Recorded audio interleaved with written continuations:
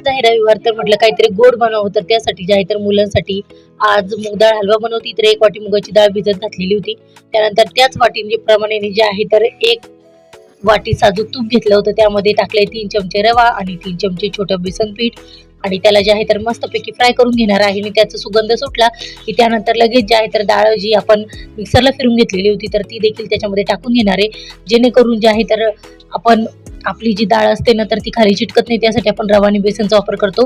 तर तुम्ही बघू शकता तूप मस्तपैकी जे आहे तर जे मिश्रण आपलं आहे तर त्यांनी सोडलेले म्हणजे डाळीने सोडले. तर त्यामध्ये जी वाटीचं प्रमाण होतं त्याच वाटीने 3 वाटी जे आहे तर पाणी घेतलेलं होतं गरम करून आणि त्यामध्ये जे आहे तर ते नंतर मिक्स करून घेतलं.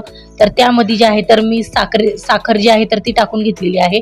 साखर तुमच्या चवीप्रमाणे तुम्हाला टाकायची आहे, गोड किंवा कमी ती गोड तुम्हाला कशी पाहिजे ती. आणि त्यानंतर जे आहे तर त्यामध्ये आपण ड्रायफ्रूट टाकून घेतलेलं आहे. तर मस्तपैकी जो आहे तर मूग डाळ हलवा हा रेडी आहे.